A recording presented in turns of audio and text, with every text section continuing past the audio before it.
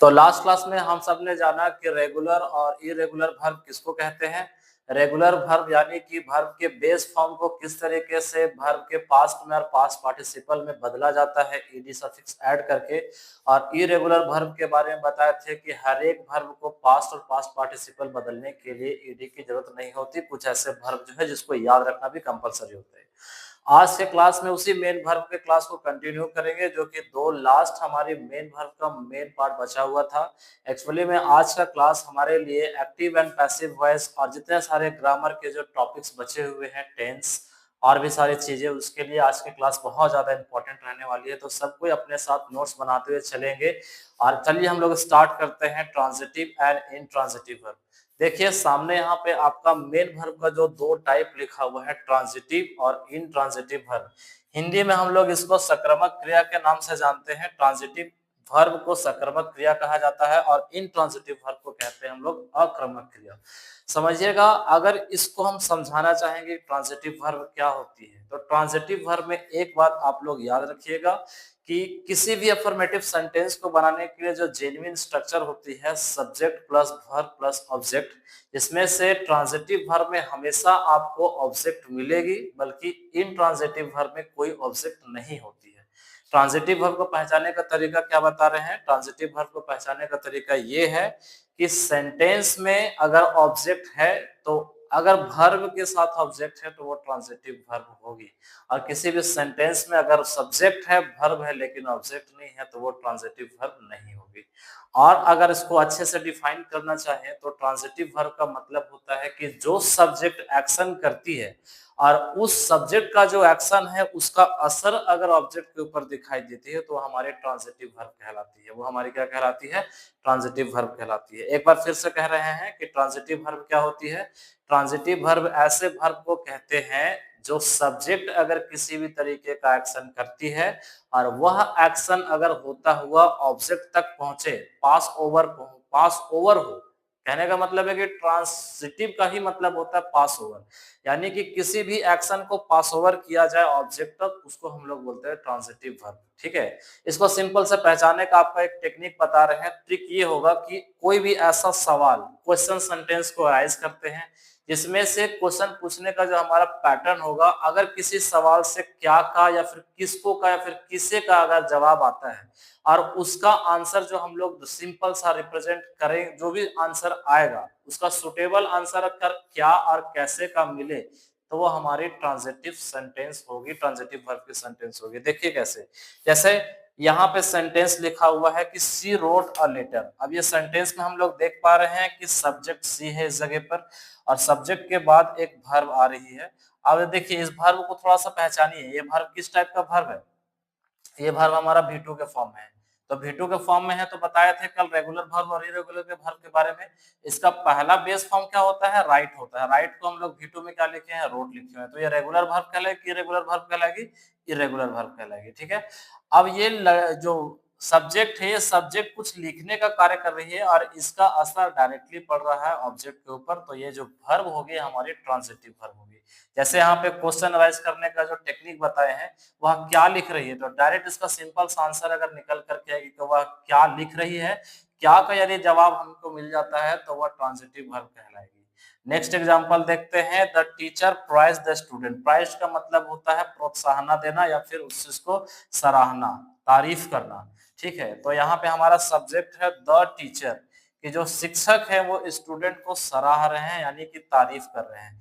यानी कि डायरेक्ट जो सब्जेक्ट है वो एक्शन करने का कार्य कर रहा है और उसका इम्पैक्ट पड़ रहा है किस चीज के ऊपर? स्टूडेंट के ऊपर।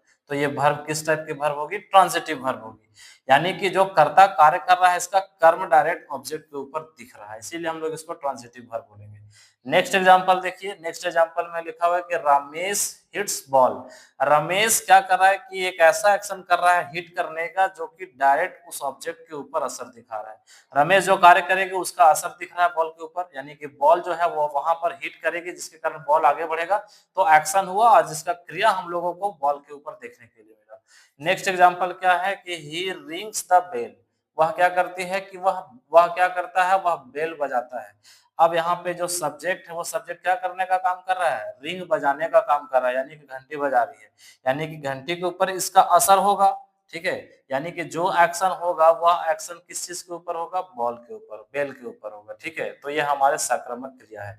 ही फ्लाइज काइट, मतलब कि सब्जेक्ट क्या कर रही है, उड़ाने का काम कर रही है। उड़ाने का किसका काम कर रही है, तो क्या उड़ा रही है, किसे उड़ा रही है, तो किसी का जवाब हमको मिलता है काइट को उड़ा रही है। तो ये हमारी कहलाएगी ट्रांजिटिव वर्ब। ट्रांजिटिव वर्ब को पहचानने का सिंपल सा आपका तरीका यही है कि ट्रांजिटिव वर्ब में सब्जेक्ट, वर्ब और ऑब्जेक्ट होते हैं, और सब्जेक्ट किसी भी तरीके का एक्शन करती है, उसका एक्शन का डायरेक्ट असर इम्पैक्ट पड़ता है ऑब्जेक्ट के ऊपर।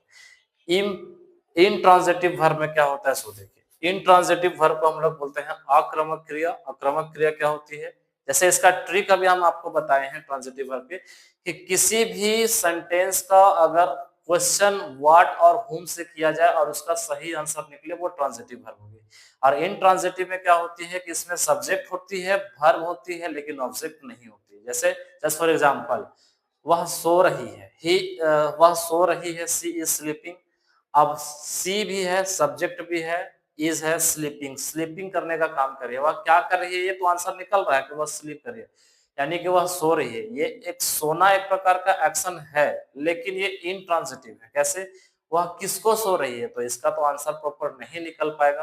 तो ऐसे ही इस चीज को हम लोग आइडेंटिफाई करने का टेक्निक दो चार ऐसे एग्जाम्पल के साथ हम लोग समझेंगे। जैसे जो भी स्ट्रक्चर आपका इनट्रांजिटिव वर्ब के फॉर्म में लिखा हुआ रहेगा कि उसके साथ सब्जेक्ट होगी, सब्जेक्ट के साथ हेल्पिंग वर्ब होगी, सब्जेक्ट के साथ हेल्पिंग वर्ब भी होगा, और आईएनजी फॉर्म में आपका मेन वर्ब भी होगा, लेकिन उसके साथ कोई ऑब्जेक्ट नहीं होगा। जैसे अभी जस्ट एग्जांपल बताएं, सी इज स्लीपिंग।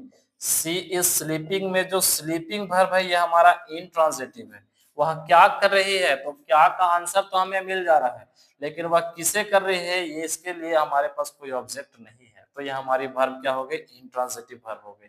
ठीक है, दूसरा स्ट्रक्चर के फॉर्म में आपको अगर सेंटेंस बनाना होगा इंट्रांजिटिव वर्ब को लेकर के, तो उसमें आपका सब्जेक्ट रहेगा, सब्जेक्ट के साथ वर्ब रहेगा, वर्ब के साथ फिर आपका प्रीपोजिशन आ जाएगा, ऑब्जेक्ट आ जाएगा। जैसे सी गो टू बेड, वह सोने के लिए जाती है। ठीक है, तो वो तो जा रही है सोने के लिए, लेकिन ये जो जाने का एक्शन हुआ वो ऑब्जेक्ट के ऊपर डायरेक्ट होता हुआ दिखाई नहीं देगा। आपको ऐसा सेंस होगा कि वह जाएगी बेड के ऊपर, तो बेड के ऊपर जाने का मतलब क्या है कि वो एक एक्शन करेगी सोने का। अब सोने तो एक ऐसा एक्शन नहीं है जो कि हमको दिखाई देगा।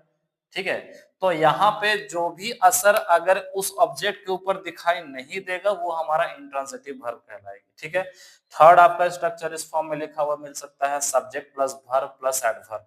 एडवर्ब किस चीज को क्वालिफाई करने का काम करता है, तो वर्ब को क्वालिफाई करने का काम करता है। ठीक है, जैसे कैसे, देखिए यहाँ पे सब्जेक्ट है सीता इज स्लीपिंग, सीता क्या कर रही है, स्लीप कर रही है। सीता इज स्लीपिंग प्रेजेंटली, मतलब सीता जो है बहुत आराम से सो रही है। अब सीता क्या करे, बहुत आराम से सो रही है। जो यहाँ पे प्रेजेंटली है, प्रेजेंटली हमारा ऑब्जेक्ट नहीं है, प्रेजेंटली इस जगह पर हमारा क्या है, ऑब्जेक्ट नहीं है। तो यहाँ पे जो भी अगर आखिरी शब्द में एडवर्ब लगा हुआ रहेगा, एडवर्ब के बाद अगर ऑब्जेक्ट नहीं आता है, तो ये हमारा जो वर्ब होगी वो इंट्रांजिटिव कहलाएगी। जैसे सी लव्ड लाउडली, क्या कर रही है कि वो बहुत जोर से हंस रही है। तो बहुत जोर से हंस रही है, वह क्या कर रही है, इसका आंसर मिल रहा है, लेकिन वह किसको कर रही है, तो इसका आंसर प्रॉपर नहीं मिल पा रहा है, क्योंकि इसके साथ ऑब्जेक्ट नहीं है। ठीक है, यानी कि सब्जेक्ट जो एक्शन कर रही है उसका डायरेक्ट असर ऑब्जेक्ट के ऊपर दिखाई नहीं दे रहा है, तो वैसे वर्ब को हम लोग कहेंगे इंट्रांजिटिव वर्ब। ठीक है, याद रखिएगा कि ट्रांजिटिव वर्ब में ऑब्जेक्ट होती है और इंट्रांजिटिव वर्ब में ऑब्जेक्ट नहीं होती है। तो इतना आपको कॉपी करना है, उसके बाद आपको एग्जाम्पल प्रॉपर आपको सिखाने के लिए हम देते हैं। तब तक तो चलिए आइए हम लोग कुछ एग्जाम्पल देखते हैं ट्रांजिटिव और इंट्रांजिटिव वर्ब। सबसे पहले कि अगर आपको डिफाइन करना होगा इंग्लिश में कि ट्रांजिटिव और इंट्रांजिटिव को कैसे डिफाइन करेंगे, तो लिखा हुआ है कि the action passes from subject.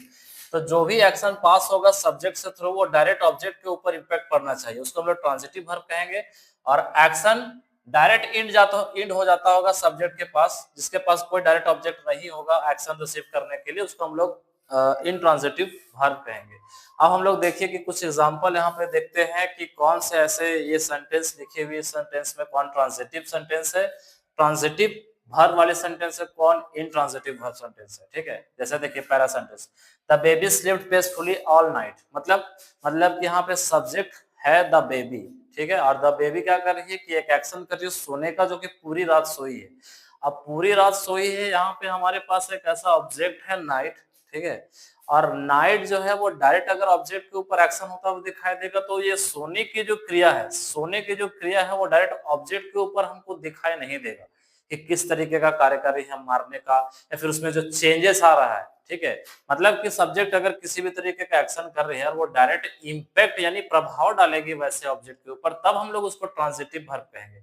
तो ऐसा तो बस केवल सोने का काम करे हुए रात भर सोई है तो कोई एक्शन दिखा नहीं ऑब्जेक्ट पर, इसीलिए हमारा जो वर्ब होगी वो इंट्रांजिटिव वर्ब है। The sun rises in the east, तो ये हमारा एक क्या है, यूनिवर्सल सेंटेंस है। The sun rises in the east, हमेशा यही बात है कि जो सूरज है वो सूरज हमेशा ईस्ट के डायरेक्शन से ही निकलती है। इसके पास एक अपना ऑब्जेक्ट भी है, सब्जेक्ट इस तरीके का एक वर्क फंक्शन भी कर रहा है, लेकिन इसके पास प्रॉपर ऑब्जेक्ट नहीं है उस एक्शन को रिसीव्ड करने के लिए। एक्शन हो रही है लेकिन वो ऑब्जेक्ट उस चीज को रिसीव्ड नहीं कर रही है। Next, she laughed loudly at the joke, अब वो लड़की एक्शन कर रही है, इसके पास भी ऑब्जेक्ट है लेकिन वो ऑब्जेक्ट के एक्शन सॉरी सब्जेक्ट के एक्शन को रिसीव नहीं कर रही है द्वारा आने का। लेकिन क्या हुआ कि यहाँ पे सब्जेक्ट को जो एक्शन कर रहा है वो एक्शन ऑब्जेक्ट डायरेक्ट रिसीव नहीं कर रही है।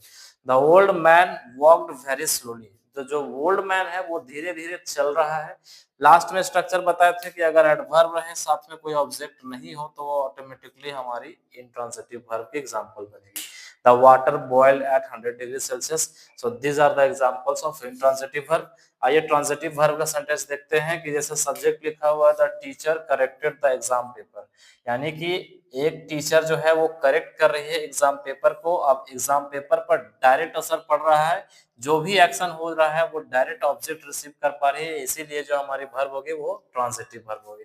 रोहन बाउट न्यू बाईसाइकिल, ये देखिए बाईसाइकिल के ऊपर डायरेक्ट क्रिया होते हुए दिखा रही क्या है कि बाईसाइकिल को लाने का काम कौन कर रहा है, रोहन कर रहा है। रोहन क्या किया कि बाउट किया इसको खरीदना, तो खरीदना का मतलब क्या होता है कि खरीदना का मतलब होता है बाउट करना, यानी कि एक तरीके का वर्ब है और ये वर्ब डायरेक्ट सब दिखा रही है किसके ऊपर, ट्रांजिटिव वर्ब के ऊपर, सॉरी किसके ऊपर, तो ऑब्जेक्ट के ऊपर। Cat caught a small mouse, cat क्या कर यहाँ पे एक ऐसे चूहे को पकड़ दी है, तो कैट के द्वारा एक्शन हुआ पकड़ने का, चूहे के ऊपर डायरेक्ट असर दिख रहा है, ठीक है, तो ये ट्रांजिटिव वर्ब है। She wrote a beautiful poem, poem के ऊपर डायरेक्ट असर पड़ रहा है, ये ट्रांजिटिव वर्ब है।